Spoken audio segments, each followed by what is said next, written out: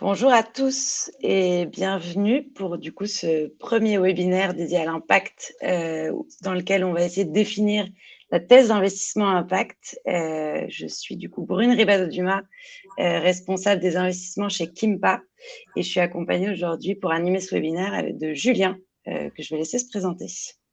Bonjour à toutes et tous, et oui, donc je suis un des cofondateurs de Kimpa.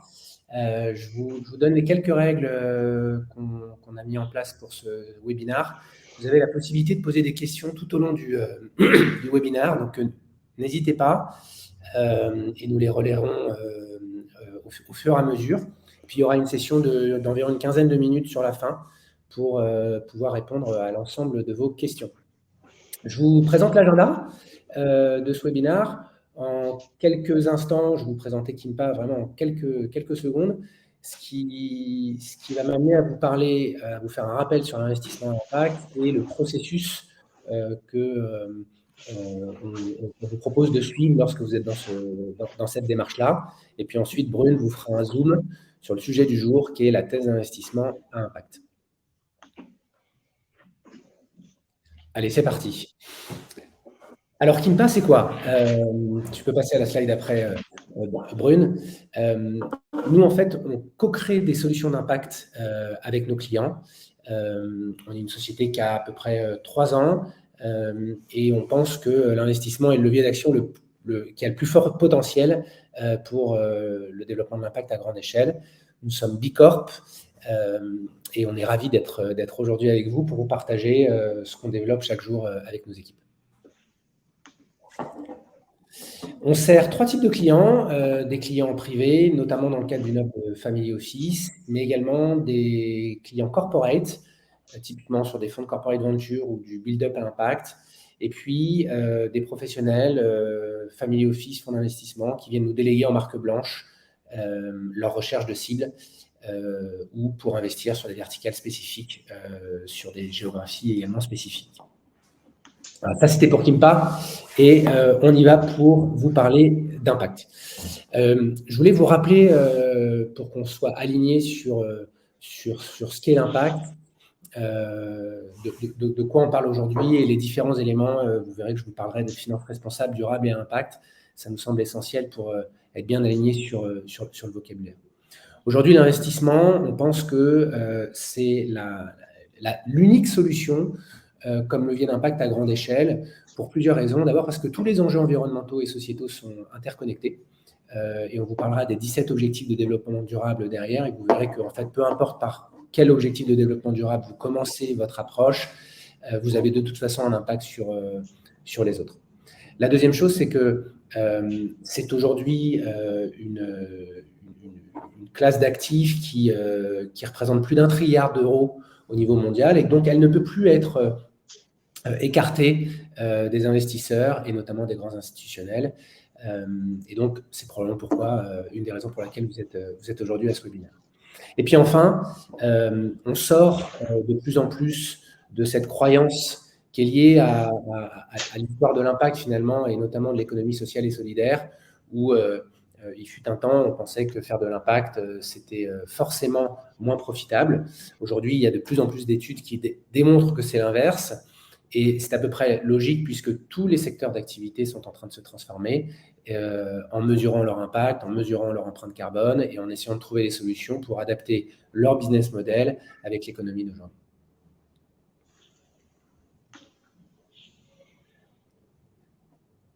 Alors, une fois que je vous ai dit ça, je voudrais vous remontrer et repasser avec vous il y a les pompiers vers chez Brune. Cette matrice de l'IMP que vous devez connaître et qui vous permet de comprendre les différences entre la finance responsable, alors la finance traditionnelle, la finance responsable, la finance durable et la finance à impact. Alors la finance traditionnelle, c'est un petit peu basique, mais globalement, vous l'avez à la gauche de ce tableau, c'est une finance où finalement, on était sur les 2 piliers rendement-risque. Je prends des risques, plus je prends de risques, plus j'ai un rendement fort potentiel. Et puis moi, j'en prends, plus je maîtrise les choses. Dans la matrice IMP, et vous le voyez, c'est le carré rouge en bas à gauche. Ce que ça veut dire, c'est que finalement, Que mon investissement fasse du bien ou fasse du mal, finalement, je ne sais pas. Et ça ne fait pas partie de ma thèse et de ma réflexion. Et puis ensuite, vous rentrez dans le monde de la finance dite durable, dans lequel vous avez 3 typologies ou 3 façons, 3 cibles d'investissement. Vous avez des investissements où là, on va travailler sur ce qu'on appelle de l'exclusion de secteurs controversés. Je décide de ne pas investir dans l'aérien, je décide de ne pas investir dans les hydrocarbures, je décide de ne pas investir dans l'industrie du sexe, typiquement ce genre d'industrie. Et là, en fait, on appelle ça la finance responsable, puisqu'on va exclure ces fameux secteurs controversés. Et ils peuvent être d'ailleurs différents en fonction des investisseurs, en fonction de vos croyances, en fonction de votre culture. Ensuite, vous avez ce qu'on appelle la finance durable. Et là, on va traditionnellement intégrer les fameux critères ESG, donc environnementaux, sociaux et de bonne gouvernance. Et là, le pari, c'est de dire que si on investit sur des sociétés qui pilotent ces critères-là et essayent de les améliorer, on n'est pas en train d'avoir de l'impact sur la planète et sur les hommes, mais on est plutôt dans une finance durable et on fait le pari que les sociétés qui travaillent sur ces critères-là ont plus de chances d'être résilients et d'avoir de la performance à long terme. Et puis, vous avez la finance à impact. Donc, la finance à impact, c'est extrêmement simple, c'est que ça contribue à des solutions. Alors, ça peut être via des entreprises qui sont dites impact native, c'est-à-dire qu'elles ont été construites sur un problème, ou ça peut être des sociétés plus anciennes et qui transforment leur modèle pour venir répondre à une problématique qui sont décrites classiquement par le framework des 17 objectifs de développement durable. Ça vous permet de couvrir les 3 finances et de comprendre vraiment la différence entre les 3. Puis après, vous avez la philanthropie. Et la philanthropie, c'est avoir de l'impact sans retour financier.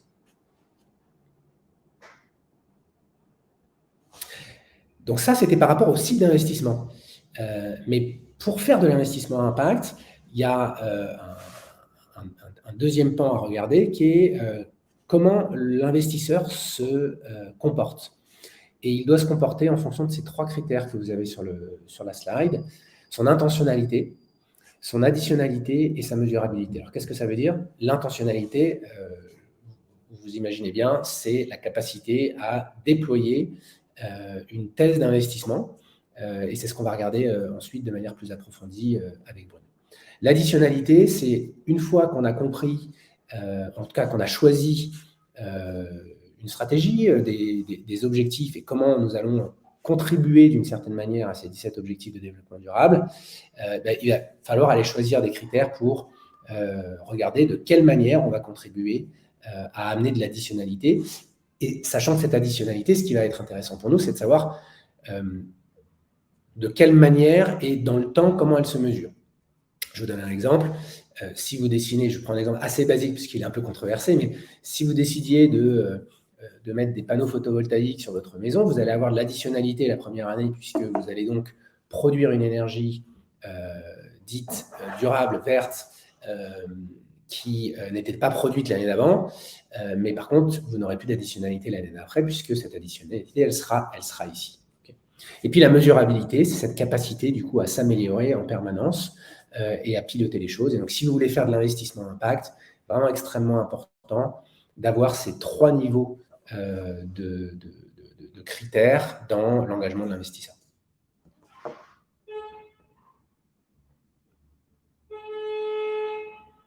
Bon, maintenant, je vais vous parler du processus complet. Je vais vous le décrire de manière assez large. Vous verrez qu'on fera d'autres webinaires pour vous présenter les différentes strates. Et aujourd'hui, on va se focaliser sur la thèse d'investissement impact. Alors, comment on fait pour déployer une thèse d'investissement impact? D'abord, il faut définir la thèse et je laisserai Brune ensuite vous expliquer quelle méthodologie nous on a mis en place pour pouvoir aider les investisseurs à structurer cette thèse. Une fois que cette thèse elle est définie, il y a ensuite le déploiement de la recherche. À partir du moment où vous avez votre thèse, il va falloir aller rechercher ces cibles. Et là, vous avez plusieurs façons de le faire, soit en investissant dans des deals directs, et aujourd'hui de plus en plus sur des startups à impact, ou des fonds d'investissement à impact. Mais ça peut être aussi tout un tas d'autres projets qui vont correspondre à un triptyque que vous aurez défini dans votre thèse sur le rendement, le risque. Ensuite, vous aurez besoin de qualifier ces opportunités, parce que bien sûr, ça peut être un investissement impact, mais on doit rentrer dans une démarche de due diligence assez classique pour aller vérifier la viabilité financière d'un projet, sa résilience, mais également vérifier que l'impact qui est proposé est réellement un impact tangible qui contribue à développer l'un des objectifs de développement durable. Et puis ensuite, il y a son pilotage, la mise en œuvre de l'investissement, bien sûr, mais également toute la partie reporting. Voilà pour le processus. Et donc, Brune, je te laisse la main. N'hésitez pas à poser des questions, encore une fois, hein, tout au long de notre présentation. S'il y a des sujets que vous voulez éclaircir, on se fera un plaisir d'y répondre. Merci Julien. Donc effectivement, aujourd'hui, on va se centrer sur la création d'une thèse d'investissement à impact. Ce qu'on voulait vous montrer, c'est à la fois notre méthodologie, l'outil qu'on a développé en interne chez Kimpa pour pouvoir définir cette thèse avec l'ensemble de nos clients, l'ensemble des investisseurs à impact, et à quoi ça ressemble. Une fois qu'on a vu l'outil, qu'est-ce qu'on propose à nos clients, à quoi ressemble cette fameuse thèse d'investissement à impact qui va nous servir finalement de feuille de route au début de la relation avec nos clients pour pouvoir par la suite avoir une relation à long terme pour rechercher les meilleures cibles en adéquation avec cette thèse, qualifier les opportunités et surtout être capable de dire non à des opportunités que reçoivent notre client parce qu'elles ne sont pas forcément justement en adéquation avec cette thèse qu'on aura définie ensemble. Donc, l'outil qu'on utilise, nous, c'est un questionnaire qu'on a développé en interne chez Kimpa, que vous voyez apparaître sur vos écrans, qui est un questionnaire qui prend à peu près une dizaine de minutes, qui a pour but de vraiment ensemble définir cette thèse d'investissement. Ce qui est intéressant, c'est qu'elle peut être faite par plusieurs personnes d'une même famille ou d'une même entreprise, afin d'essayer de récupérer des informations de plusieurs personnes et de pouvoir voir ce qui rassemble les gens autour d'une même thèse et ce qui, au contraire, peut les séparer. Donc, je vais vous montrer un petit peu à quoi ressemble ce questionnaire. Il est divisé en 3 parties, qui sont les 3 grandes parties qui vont nous permettre de définir la philosophie d'investissement et la thèse de notre client. La première, évidemment, c'est de définir l'impact. Vous l'avez compris, finalement, l'impact peut traiter de secteurs très différents. On peut traiter d'objectifs de développement durable très différents. On peut parler plus de social, on peut parler d'environnemental, on peut parler de secteurs spécifiques. Donc, le but pour nous, c'est vraiment d'essayer de comprendre ce que l'investisseur a en tête quand lui, il pense impact. La deuxième partie, c'est une deuxième partie plus extra-financière où on va essayer de définir des critères d'investissement qui vont nous permettre de filtrer les opportunités qu'on va recevoir. On le verrait, ça peut être par exemple la géographie des entreprises qui se développent. Et la dernière partie, non moins importante, qui est la partie financière. Évidemment, comme vous l'a montré Julien, on ne fait pas de la philanthropie, on fait de l'impact investing grâce à cette thèse d'investissement. Et donc, on a besoin de pouvoir définir des critères financiers pour pouvoir assurer la viabilité des entreprises dans lesquelles on va investir. Donc, je vais vous dérouler le questionnaire et notamment cette première partie qui est sur ce que veut dire l'impact pour notre client. Julien l'a mentionné tout à l'heure, nous, on travaille beaucoup avec les 17 objectifs de développement durable, dont vous avez peut-être entendu parler, qui a été adopté par l'ONU en 2015 et qui sont les grands objectifs que les pays signataires de ce framework se sont fixés ensemble pour atteindre en 2030. Ce qui est intéressant de voir, et on le verra par la suite sur ces 17 objectifs de développement durable, c'est que finalement, c'est des thématiques très onusiennes qui restent très macro. Ce qui est important pour l'investisseur, c'est de pouvoir aller un petit peu plus en détail au cœur de ces objectifs de développement durable et de pouvoir comprendre quelles sont les thématiques investissables pour répondre à chacun de ces objectifs de développement durable. Et c'est ce qu'on va essayer de faire à travers ce questionnaire, c'est de comprendre quelles sont les thématiques. Donc, la première question qu'on pose à notre client, c'est de choisir. Choisir, c'est renoncer. On ne va évidemment pas pouvoir choisir et avoir de l'impact sur les 17 objectifs de développement durable que vous voyez apparaître sur votre écran. On va demander à notre client de choisir pour pouvoir centrer son impact sur des grands objectifs, entre 3 ou 5, pour pouvoir avoir plus d'impact sur ces objectifs-là. Donc, je vous donne un exemple. Si par exemple, on choisit d'avoir de l'impact sur l'objectif de développement durable 2, éliminer la faim dans le monde, et par exemple sur l'objectif 13, qui sont toutes les mesures relatives à la lutte contre le changement climatique, notre questionnaire va permettre d'apporter un petit peu plus d'informations sur ce que veut dire ces thématiques. Donc, je prends par exemple l'objectif de développement durable 2, qui est le sujet d'éliminer la faim dans le monde. C'est très compliqué pour un investisseur de comprendre aujourd'hui comment, à travers les investissements qu'il peut réaliser, il va pouvoir avoir un impact sur l'élimination de la faim dans le monde. Ce qui est important de comprendre, c'est de quoi on parle et quels secteurs peuvent nous permettre d'adresser ce sujet-là. Donc, de quoi on parle dans la faim dans le monde? Évidemment, vous le savez, les causes de la famine, elles sont assez diverses. On peut parler des mauvaises pratiques de récolte agricole, on peut parler de gaspillage alimentaire, la destruction de l'environnement. On sait l'impact que ça peut avoir aujourd'hui. Il y a plus d'une personne sur 9 dans le monde qui est sous-alimentée. On parle de décès d'enfants de moins de 5 ans qui sont causés par la malnutrition. Et on parle surtout du fait qu'aujourd'hui, il a été prouvé que nos systèmes d'agriculture et de partage de consommation sont mal gérés et que si ces systèmes étaient gérés de manière plus efficace, l'agriculture, la sylviculture et la pêche pourraient produire suffisamment d'aliments pour tous. Donc, c'est vraiment le challenge derrière tout ça. Donc, comment, en tant qu'investisseur, on peut répondre à ces sujets-là? Bon, il y a une question avant que tu continues. Comment fait-on s'il y a plusieurs personnes dans une famille? Et donc là, j'imagine que c'est peut-être des professionnels qui ont des familles fortunées, qui répondent au questionnaire, donc ils sont plusieurs personnes dans la famille, et qui choisissent des objectifs de développement durable différents.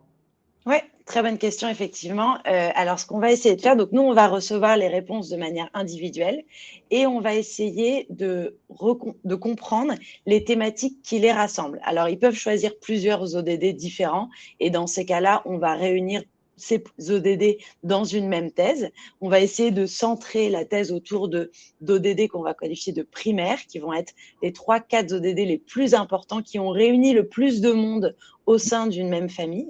Et on va avoir des ODD qu'on va considérer secondaires parce que finalement, ils sont très interconnectés tous. Quand on a un impact sur l'éducation, on peut aussi avoir un impact sur la pauvreté, on peut avoir un impact sur la santé, etc. Donc finalement, on va essayer de réunir plusieurs objectifs de développement durable pour que tous les membres de la famille puissent se reconnaître dans cette thèse. Donc on va prendre les éléments qui les rassemblent le plus, mais on va aussi faire en sorte et considérer des ODD secondaires pour qu'on puisse trouver des opportunités qui répondent à ce que l'impact représente pour chaque membre de la famille. Et donc, si on se concentre par exemple sur l'objectif de développement durable 2, quelles sont les thématiques qu'on va pouvoir traiter à travers pour pouvoir atteindre justement, avoir cet impact sur l'élimination de la faim dans le monde? Eh bien, il y en a 5. Il y a 5 thématiques investissables. La première, c'est ce qu'on appelle la sécurité alimentaire. En fait, c'est ce qui va permettre d'assurer cette sécurité alimentaire à toutes les populations du monde pour éviter des maladies, par exemple, telles que l'obésité. La sécurité alimentaire, en fait, comment ça se définit? C'est assez simple, c'est l'accès physique, social et économique à une nourriture suffisante, saine et nutritive. Donc, on va demander à l'investisseur d'apporter une note entre 1 et 10 à cette thématique-là. Ensuite, on va parler d'un deuxième secteur. Donc, par exemple, je vais noter 5 sur ce sous-secteur. On va parler de gaspillage alimentaire. On sait aujourd'hui dans le monde qu'il y a un tiers de ce qu'on produit en agriculture qui n'est jamais consommé, qui est jeté. Donc, c'est à la fois évidemment un drame environnemental, économique, qu'on peut résoudre aujourd'hui. On le verra par la suite, les investissements qu'on peut réaliser pour pouvoir répondre à ça. Mais c'est une thématique très importante, c'est le sujet du gaspillage alimentaire. Donc, ça peut être une thématique qui importe beaucoup ou pas nos clients. La troisième thématique, c'est ce qu'on parle de nourriture saine. On sait qu'effectivement, la sécurité alimentaire, c'est la première étape et c'est crucial pour pouvoir répondre à cet objectif de développement durable. Mais la qualité de la nourriture qu'on fournit est très importante parce qu'en fait, on sait que la consommation d'une alimentation saine, ça va permettre de prévenir sur la malnutrition et donc différentes sortes de maladies qui pourraient être évitées. Donc, ça peut être une thématique qui intéresse également plus ou moins nos clients. Donc, si par exemple, je lui accorde 7, la 4e thématique, c'est le sujet des petites exploitations agricoles, parce qu'on sait aujourd'hui que la plupart de notre agriculture est faite par ces petits exploitants agricoles. Ils produisent la majorité de nos denrées alimentaires, mais que la dégradation de la qualité de leur sol, par exemple, va conduire à avoir une moindre productivité, de moindre rendement, et donc baisser leur qualité de vie. Donc, ça peut être un sujet plus ou moins important pour eux. Et enfin, le dernier, non moins important, c'est l'agriculture durable. C'est le fait, l'agriculture durable, ça prône, si vous voulez, une situation où la nourriture est nutritive, accessible à tous, et surtout où les ressources naturelles permettent le maintien de nos écosystèmes pour pouvoir pour nous permettre de répondre à tous les besoins humains actuels et futurs qu'on va avoir en termes de nourriture. Donc, ça peut être un sujet, c'est un sujet en général qui intéresse beaucoup nos clients. Je vais vous montrer le deuxième objectif de développement durable qu'on a sélectionné, qui est par exemple donc, le 13. Pareil, sur le 13, qui est le sujet de la lutte contre les changements climatiques. Vous le savez, la température moyenne aujourd'hui dans le monde a déjà augmenté de 1 degré. Aujourd'hui, on essaye de limiter, d'après les accords de Paris, on essaye de limiter notre impact à 1,5 degré.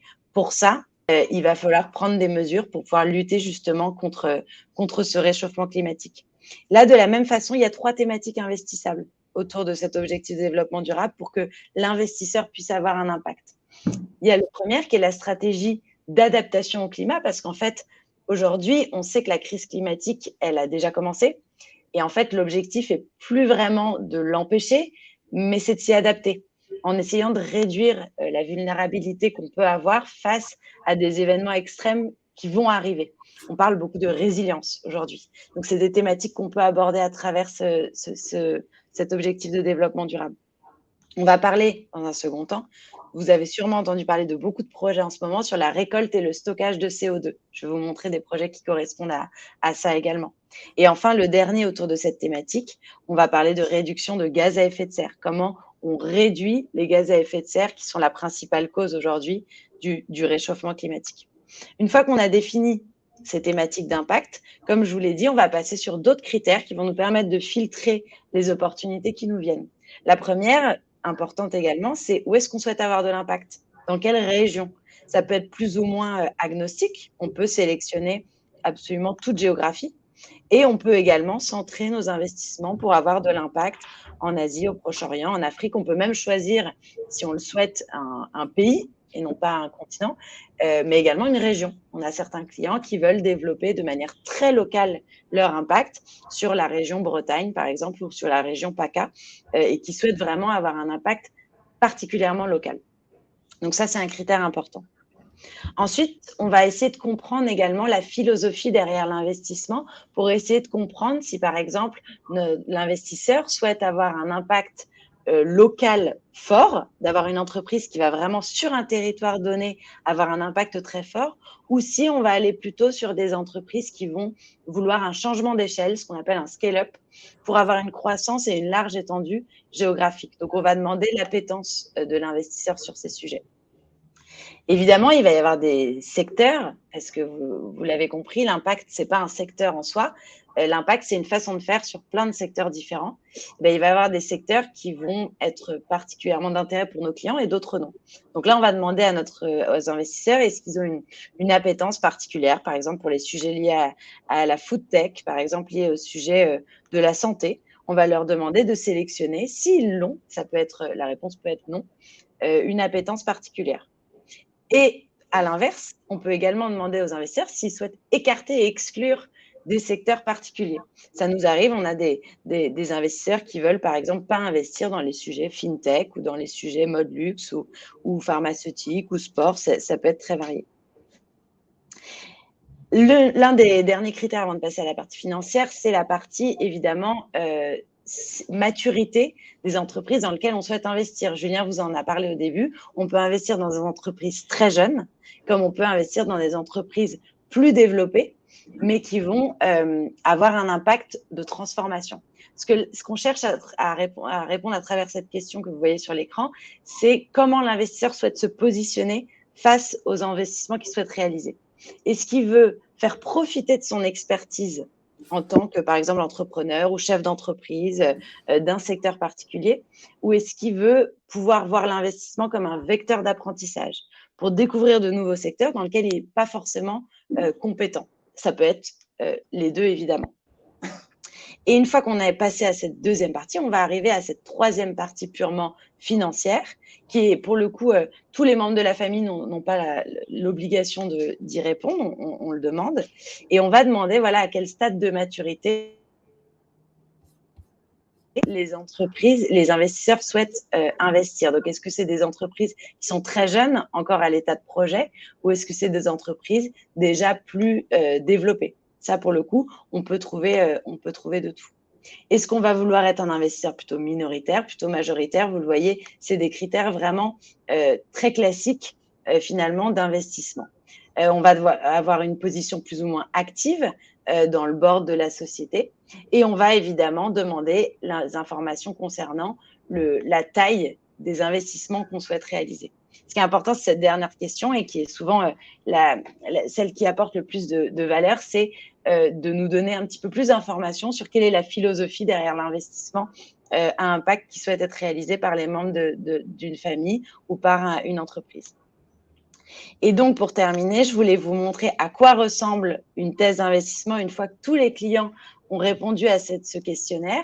Nous, on reçoit les informations, on les synthétise comme je vous expliquais, et on va pouvoir les transmettre aux clients à travers ce format-là, qui est un exemple d'une thèse d'un de nos clients, où on va définir les objectifs d'investissement. Donc là, le client souhaitait vraiment soutenir des entrepreneurs qui sont déjà en opération, mais qui proposent des solutions tangibles qui peuvent être développées à grande échelle.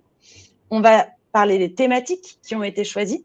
Julien le mentionnait tout à l'heure sur sa question de s'il y a plusieurs personnes qui répondent et qui ont des ODD différents. Vous voyez, là, on a des ODD qu'on considère comme primaires, qui sont des enjeux socio-environnementaux liés à la ville et aux communautés durables, à l'élimination de la faim dans le monde, à l'éducation, à l'économie circulaire. Mais on a aussi des thématiques secondaires qui ont été sélectionnées par certains membres de la famille, mais pas tous, et qui reste quand même important au sein de la thèse. On a les sous-thèmes d'investissement, on a les critères financiers et on a ce fameux triptyque qui n'est plus uniquement quelle est la place du risque-rendement que souhaite avoir l'investisseur, mais où est-ce qu'il pose son curseur sur ce triptyque de risque, rendement, impact. Et pour finir, juste, je vous donne quelques exemples avant de passer à la session de Q&A sur les thématiques que vous avez vues dans le questionnaire. Quels sont les exemples de projets qu'on pourrait adresser? Donc, vous l'aviez vu, j'avais sélectionné par exemple l'objectif de développement durable 2, donc l'élimination de la faim dans le monde, et vous aviez vu, il y avait 5 sous-secteurs. On parlait d'agriculture durable, donc nous, on a des projets qu'on reçoit dans des sujets d'agriculture verticale qui permettent d'éviter l'usage du sol, de l'eau, des intrants chimiques qu'on doit utiliser en agriculture. On parle de sécurité alimentaire, vous vous souvenez. Là, on parle par exemple d'un projet dans lequel nos clients ont investi qui traite des sujets d'alternatives aux protéines animales à travers par exemple les poudres d'insectes.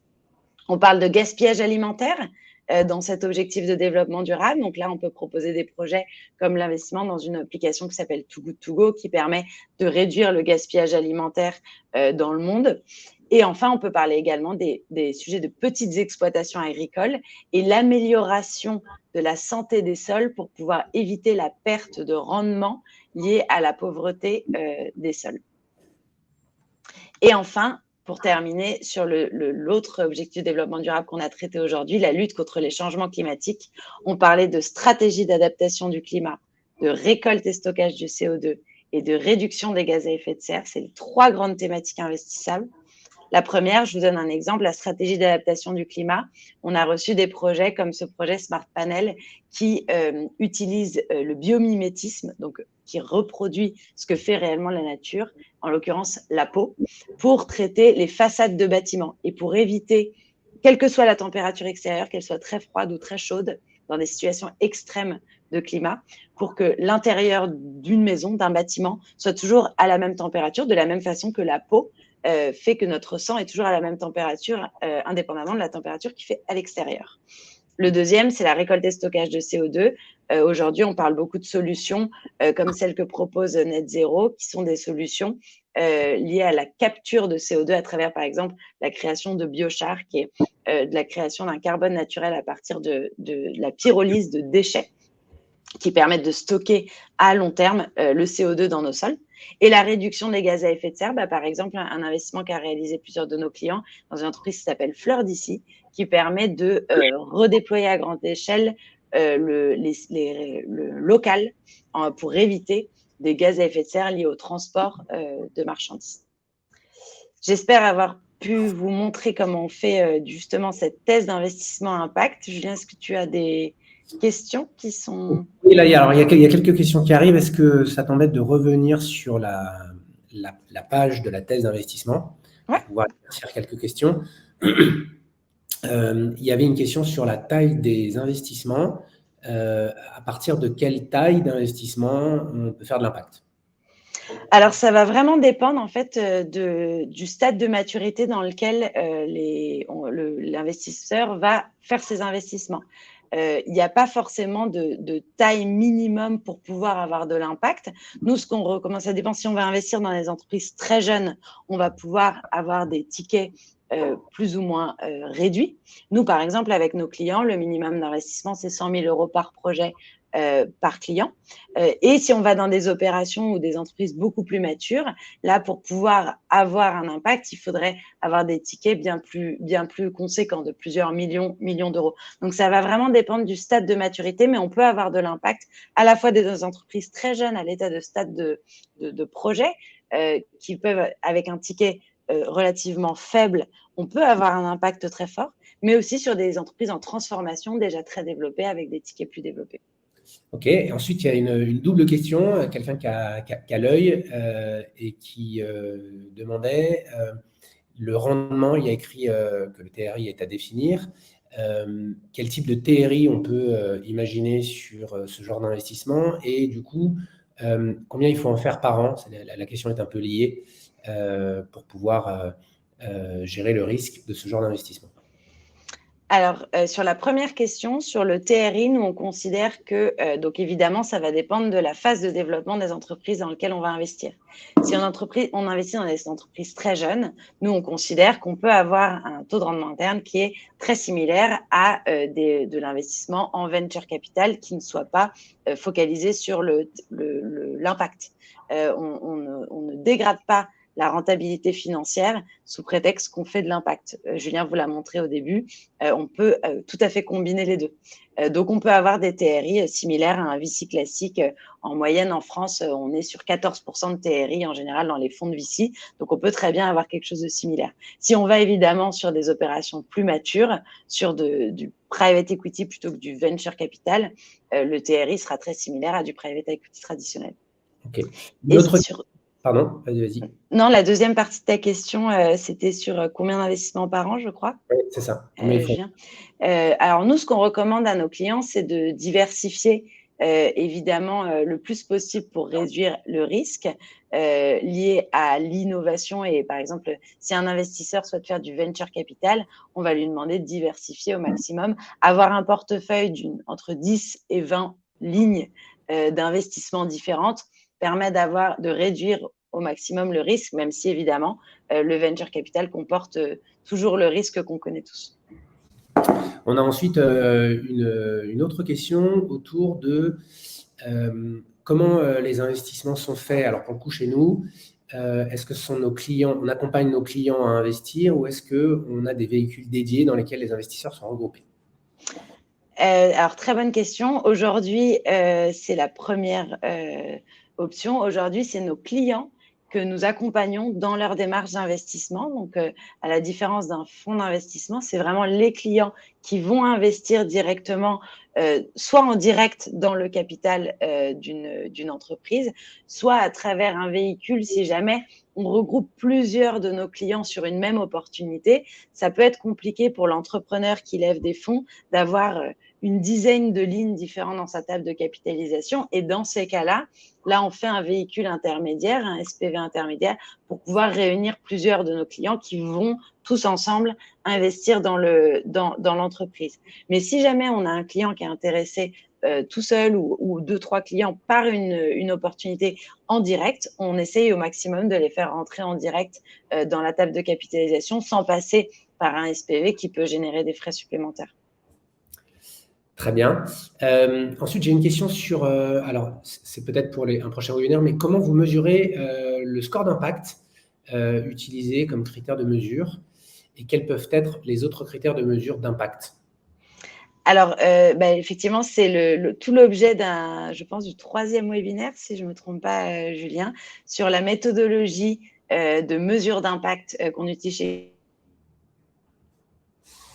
nous. On utilise une méthodologie qui est liée à l'Impact Management Project, qu'on développera du coup plus dans ce webinaire. Ce qu'on peut peut-être juste dire sur ce sujet-là, c'est qu'effectivement, chez Kimpa, on a développé une méthodologie propriétaire de mesure d'impact qu'on vient héberger dans un outil qui s'appelle le portefeuille augmenté, qui est une marque déposée, dans lequel on a développé un scoring sur 4 classes d'actifs différentes: le cash, le coté, les real assets dans lesquels on met l'immobilier, les énergies renouvelables et le private equity, et qui permet de créer des scores d'impact basés sur une méthodologie assez spécifique qu'on vous expliquera lors de ce prochain webinaire, et qui permet en fait à l'investisseur de piloter sa performance d'impact et pour pouvoir la faire progresser. J'ai encore quelques questions qui arrivent. Brune, peut-être on peut passer à la slide Q&A d'ailleurs. Une question sur quels sont les frais de gestion chez Kimpa s'il s'agit d'un SPV ou d'un investissement direct. En gros, combien ça coûte? Oui, très bonne question. Alors, donc, vous l'avez compris, nous, on conseille nos investisseurs dans leurs investissements qu'eux réalisent en direct ou à travers un SPV. Les frais que nous facturons à nos clients sont des frais de conseil qui sont des honoraires, un pourcentage au moment de l'investissement, un pourcentage de l'investissement réalisé. Et on a également une possibilité pour aligner les intérêts avec nos clients, de réduire ce pourcentage au moment de l'investissement, mais d'appliquer une commission de surperformance à l'ensemble des investissements réalisés avec Kimpa, au portefeuille réalisé grâce à Kimpa du client, sur la performance in fine, à l'exit. Très bien. Et enfin, une dernière question, je pense, à moins qu'il y en ait d'autres qui arrivent. Merci pour toutes vos questions en tout cas. Comment vous définissez vos TRI? Il y avait une question sur, enfin plutôt un commentaire de quelqu'un qui était surpris que l'on vise le même TRI que des VC par exemple ou du private equity classique. Alors nous, nos TRI, donc on ne les définit pas nous-mêmes, c'est nos clients excusez-moi, qui nous demandent d'atteindre certains TRI grâce aux investissements qu'on va leur proposer. Nous, on ne promet aucun TRI, évidemment, à nos clients. Ce qu'on remarque, c'est que pour l'instant, sur les opportunités dans lesquelles on investit nos clients et pour lesquelles on a un petit peu de recul, où il y a eu des réinvestissements, on est sur des multiples théoriques, parce que les exits n'ont pas encore eu lieu, qui sont très similaires à ce que pourrait réaliser un VC classique qui n'est pas spécialisé dans l'impact. Super. Alors, je crois qu'il n'y a plus de questions qui arrivent. Ce que je vous propose, c'est de conclure ce webinaire. Si tu peux... alors, attends, si, il y a une question qui est arrivée.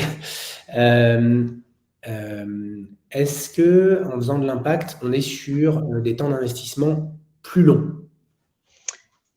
C'est une très bonne question, effectivement. On est sur un capital plus patient potentiellement que des sujets liés par exemple purement à la tech. On est par exemple sur des sujets d'agriculture durable, on va parler de temps plus long. En général, nos clients ont une période d'investissement entre 5 et 7 ans. C'est aussi lié à leur nature, c'est pour les privés en général, ils ont un capital un petit peu plus patient. En direct, ils vont être entre 5 et 7 ans, mais c'est vrai que pour certaines thématiques liées à l'impact, on a besoin d'être sur des temps plus longs. On voit de plus en plus, par exemple, de fonds d'impact liés à l'agriculture durable qui vont s'adapter au cycle de la nature. Donc, au lieu d'avoir un fonds de 10 ans, on voit apparaître des fonds de 12 plus 1 plus 1 plus 1 pour pouvoir respecter les cycles de la nature. Après, sur d'autres thématiques d'impact, qui peuvent être des thématiques sociales ou environnementales, on est sur des temps similaires à d'autres sujets. Encore une fois, l'impact, c'est vraiment pas un secteur en soi, c'est juste une manière de produire, une manière de faire sur plein de secteurs différents. Très bien. Super, merci beaucoup. Peut-être que pour terminer, donc là, on vous a mis quelques exemples de deals qu'on a réalisés récemment, une trentaine de deals. On vous présentera dans un prochain webinaire comment on structure, il y avait une question sur ce sujet-là, comment on structure le deal flow, c'est-à-dire comment on trouve les cibles d'investissement impact. On ne peut pas vous répondre aujourd'hui, ça serait un petit peu long, mais juste pour vous dire que nous, on a vu passer à peu près un millier d'opportunités d'investissement impact, soit en direct, soit sur des fonds d'investissement impact sur notre plateforme depuis 3 ans. Et on fait ça avec une équipe d'une quinzaine de personnes qui est positionnée entre Madrid, Paris et Aix-en-Provence. Voilà, le prochain webinaire, si tu peux passer à la dernière slide, ça sera justement là-dessus, sur le deal flow impact. Et la mesure d'impact, ça sera le 16 mai pour ceux qui sont intéressés sur cet élément-là. Voilà, s'il n'y a pas d'autres questions, je vous laisse encore peut-être réagir si vous le souhaitez. On voulait vous remercier d'avoir pris le temps de venir nous écouter. On espère que ça vous a plu. N'hésitez pas à nous mettre des commentaires. Et puis, on vous souhaite une très bonne journée. Merci à tous.